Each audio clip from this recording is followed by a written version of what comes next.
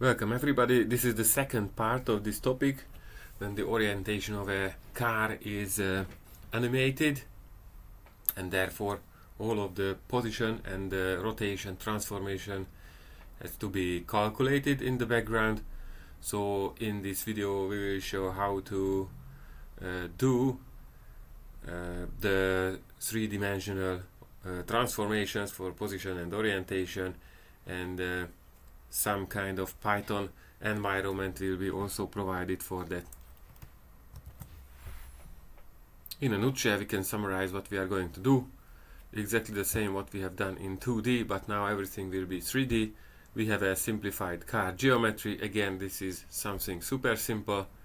We extended this in the three-dimensional space, so there is also a Z coordinate for the car. There is a point which is elevating from the plane of these 5 points, and these three-dimensional shapes, these points, will be transformed to the path, and the path also contains some elevation. The car will move on some hills, and we will see how to do these transformations. Now we see how the car is moving. On the right hand side there are the coordinates and the points of the car in the local coordinate system, and on the left we see that the car is moving along the path, so these points are transformed to the global coordinate system on the left according to the motion of the car. Let's go through the Python code quickly. The structure is exactly the same what we have seen in the 2D animation. We have again some time and discretization for the time scale, so we are going to do the animation from 0 to 30 seconds divided into 120 steps. Here we see that the trajectory has not only just an X and Y, but we also have a Z coordinate, and therefore there is some kind of angular frequency parameter in the sine and cosine function what we again use. Also there are parameters for the width and the other dimension in horizontal to the path, but also we have a vertical dimension of the trajectory of the car, or the road, or the track in other words. So we also create a Z coordinate all along the track, and this is again an array of numbers. So we have an array for X, Y, and also for Z. Because T was already an array, therefore X, Y, and Z are also arrays. Here we see that the shape of the car is created, but now we see three coordinates, X, Y, and Z, and we have a little bit more points than before. We do the derivative of the path in the same way as before, so we define here a very simple closed form function, and we are actually able to calculate its time derivative, which is the velocity in each direction. We are able to calculate this time derivative easily during using closed form formulae, and the visualization is the same. Now to make it more visible, I split it into two parts. So there is one figure for the steady graphs.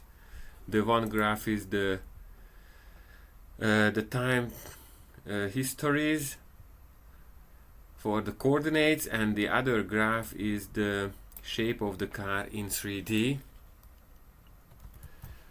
So as we see in the code on the left, there are some plots or graphs or for time histories of coordinates X, Y, and Z, position coordinates, and also Vx, Vy, Vz velocity components. And the color means that the red is X, blue is Y, black is the Z coordinate. And on the right hand side, this is a steady figure, it's not going to move. It's the shape of the car. Let's go back to the code. The second figure is for the moving animation, and in the available code you will have a closer look how it works, but the concept is the same. We create a figure, we say that this is a three-dimensional figure, 3D, which was also told in the previous steady plot of the car shape. In the moving figure, in the animation figure, we also have to say that this is 3D, and we again create, just like in 2D, in 3D we also create an object which is containing basically the coordinates of the car geometry.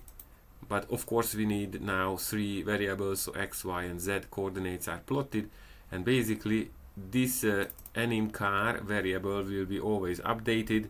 This set data tells that we are resetting the x and y values, and this is a little bit strange in Python. We could say that there is a third argument here, so this line is sometimes working, sometimes not. This usage of this set data 3D command is not documented anywhere. Possibly it works, but the safe way is to do like this. So x and y coordinates are set first, and then the third coordinate, which is the z, is set with a different command which is called set 3D properties. Okay, so this should always work. It is documented in the Python, and it works for sure. Everything else is the same as before. So here this is the actual transformation of the points. So R in L means that R vector, which are the points of the car in the local coordinate system, and we need to transform it to the global one. So therefore we have this rotation matrix, so we rotate it, and additionally we have to do a linear transformation, so we have to shift it to the track, and also the orientation must be tuned to the track, so the car is always parallel to the road, and also it's tilting when it's going up and going down. The car will tilt, you will see soon. So this is the transformation what we need. This line is actually exactly the same what we did in 2D. The difference is that the rotation matrix is much harder to calculate, and also the position shift is changing, because instead of x, y, z, instead of just x and y, we need to use x, y, z coordinates. And now intentionally in this code part we just do a 0 transformation for the position, and also 0 rotation angle. So the rotation matrix is an identity matrix which is not doing anything, not rotating the points. And the part of the homework will be just to update this part of the code, and in the next few minutes we will discuss how to do that. Okay, so we need to create a position vector which is shifting the car on the track. This is actually quite easy, because as you have seen in the 2D code, we just have to put here the coordinates of the track which was specified here. So xc, yc and zc is an array of vectors, and I would put here just the ith element of the xyz coordinates. Okay, so this should be something like vx it or something like that. Just check the 2D code what we have seen previously. But the rotational matrix will be a little bit more complicated. So here we will need to create some vectors and arrays, and do some operations with them. So you can just go here and define the necessary vectors, like if we need we will need, for example, a vector v, which will be expressed in the global frame, you will see soon. And you just copy this code part. For example, v is basically a vector of 3 coordinates, and it is, for example, containing the vx, vy and vz coordinates of the velocity if the car is moving through the track.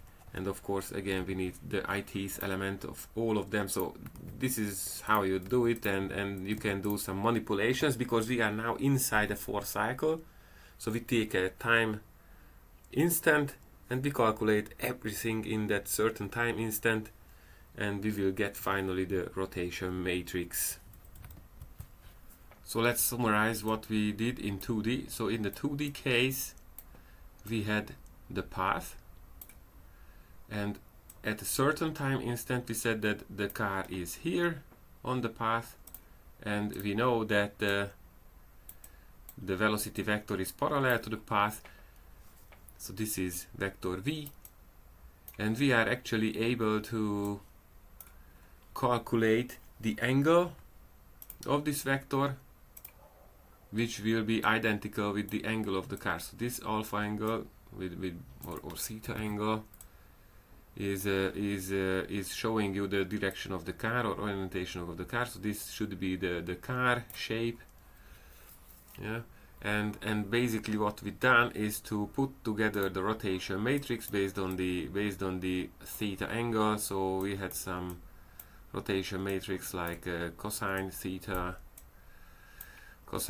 here as well, sine theta here, and one of them was minus, probably this one was a minus sign. So it was quite simple, yeah. And now we have to do the same in 3 dimensions, but now everything is of course much more complicated. So we have to imagine that the car is moving in the 3D space. So instead of these 2 global x and y coordinates, now we have 3 axes for the global coordinate system. There is x, y and z, and there is a path which is defined in the 3-dimensional space, and of course we will have some points at a certain time instant where the car is moving at that certain time instant. So this is the global x, y and z, and to make it more understandable, let's copy this coordinate system to the point where we are now. So this is basically the same directions, same orientation coordinate system, but it's shifted to the car to make the drawing more visible. So there is x, y and z. Let's call them prime or something like that. So it's basically parallel to the global coordinate system. So we can just type here that the meaning of the color is global if it's gray or black, and we will use the blue color for the local coordinate system, which is moving together with the car. There will be sometimes some other colors, but let's stick with it first. And what we are going to do is that we identify the velocity vector, which will be red, for example, and we know that this should be parallel to the path. So at this point I'm trying to draw something which is parallel with the path, yeah, something like this. Okay, so this will be the velocity vector v, and we know that the car should go in this direction, and we will create a coordinate axis x which is parallel to this vector v,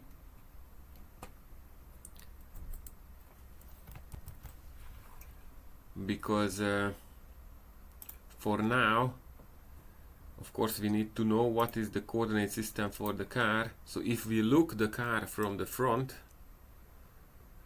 I'm trying to draw a car which is at least recognizable that this is from the front. Okay, so these are the 2 lamps and things like that, 2 wheels here, and it is coming to our direction, it's coming in front of us, and the concept is that the local coordinate system is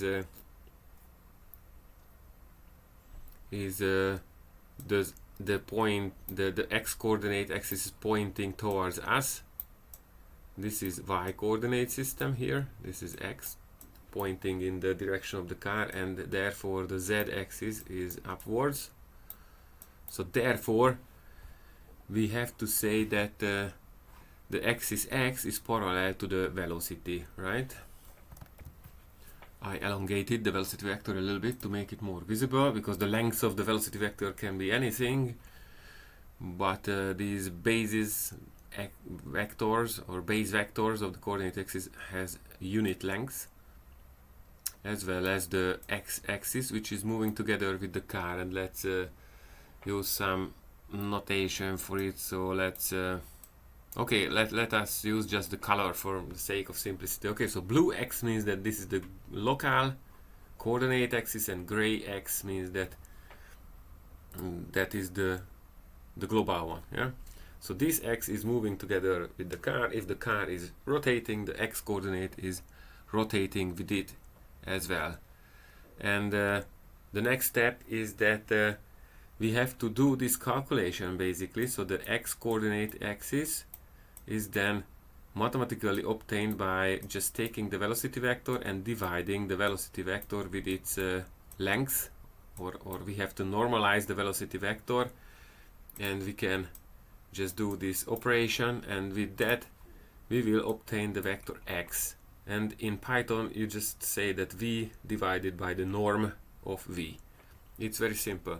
Then the next thing would be to somehow obtain the two other axes of the rotated coordinate system, because as we told, the rotation matrix can be composed of 3 basis vectors. So that's the goal here, to somehow put together the rotation matrix for us for the 3D case, and we will go with the basis vectors. Okay, so first we get the x vector, which is fine, and then the next is that we are actually able to calculate the y vector, because the y vector is basically the cross product, can be obtained by the cross product of x and z prime.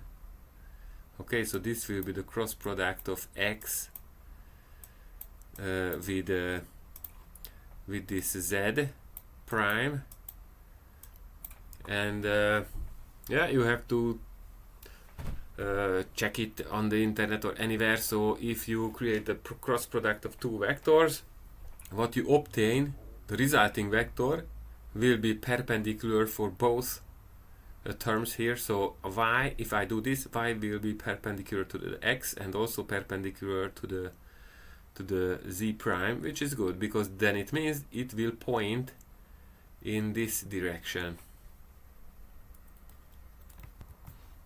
And the other thing is that the y vector will be always horizontal, because the z prime is vertical, right? And we told that after the cross product the result will be perpendicular. So for this vertical z prime, the perpendicular vector y prime will be horizontal. Okay, so this is because the z is vertical. So we can basically draw it here, and this will be something which is perpendicular to x and also perpendicular to z prime. So this will be something like this. This is the y, but let's call it just y prime, because this is just a temporary vector. It's not totally good for us. The good thing is that this is perpendicular to z prime, yeah, and also perpendicular to x, which is good. And this is horizontal, which is also good. So we suppose that the car is not tilting in the sides, just tilting in the about the y-axis. Okay, so we have this. The problem is that the length of this vector is not unit, because if you are doing the cross product of 2 vectors that are not necessarily perpendicular to each other, and this is not necessarily perpendicular to each other, because here in other situations there could be some, or even in this situation, so the x is pointing a little bit upwards from the horizontal plane and z is vertical, exactly. So x and z prime are not perpendicular to each other, so this vector will be shorter than 1, and therefore we have to make a correction on this. And the other remark is that basically this z prime is easy to compute, because this is basically the basis vector of the global coordinate system expressed in the global coordinate system. So it is just actually 0, 0, 1.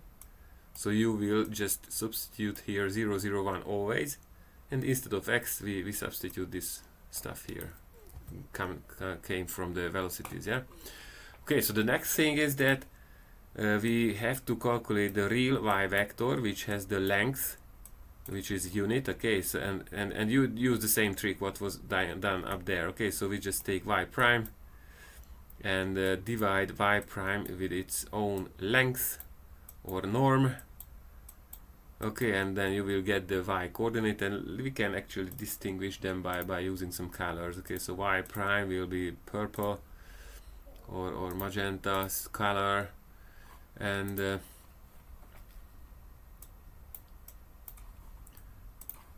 we can now distinguish this from the y, which is having unit length.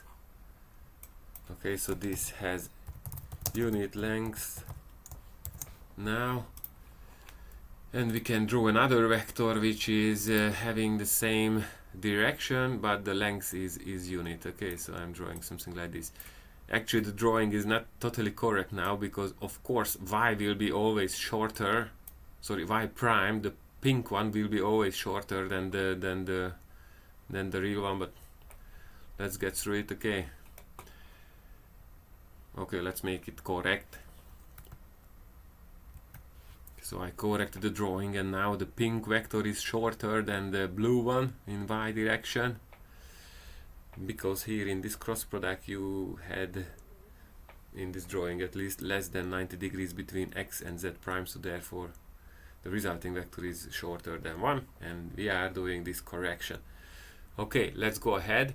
The next step is basically just to get the third axis of the coordinate system, which is moving together with the car, and guess what, we are going to obtain that by just using the cross product again. So z axis will be equal to the cross product of the already obtained local coordinate axis x multiplied in cross product with the y what we just obtained. You can always do it. So if you know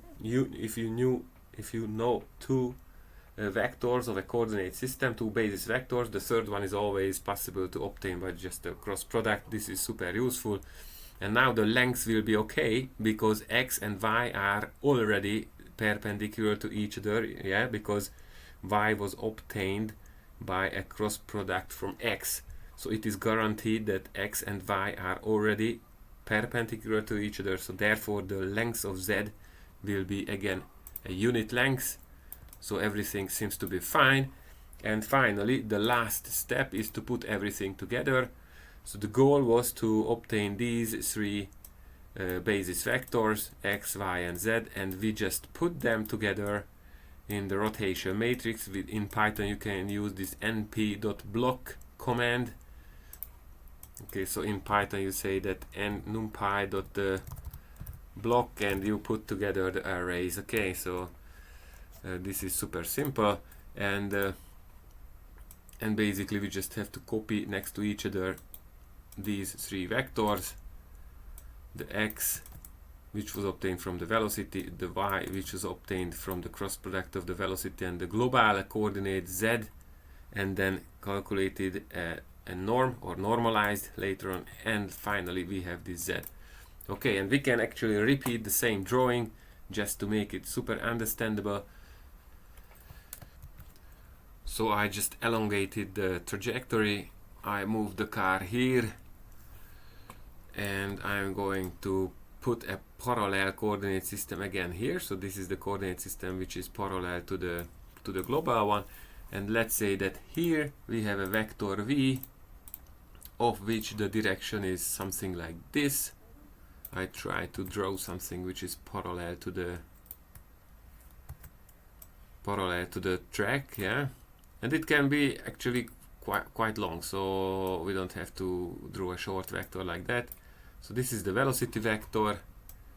Okay, this is v, And the first step was to obtain x. It was just by normalizing v, so this was super simple. We just say v is normalized and then we obtain x. The next step was to create this magenta one with the cross product of x and z.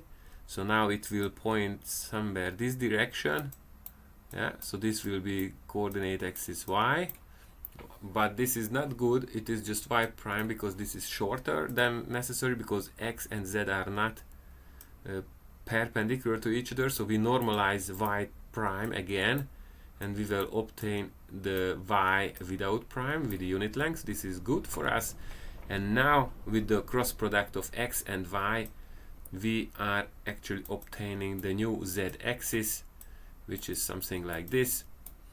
And after this all, we can just make another look on the moving car, just to again understand what happened.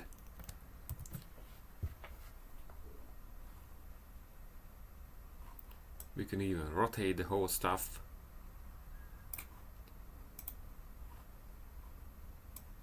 And even zoom it.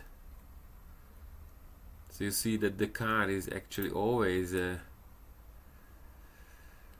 following the direction of the road, but if you look from the front, you will see that the car is not rolling. Okay, so always the axis y, which is basically this one, this line in the back of the car, it is parallel to the y-axis moving together with the car. This is always horizontal. Yeah, so if I just rotate it in a normal view, you see that this line is horizontal, so the car is not rolling, it's just elevating his nose or the rear part of the car.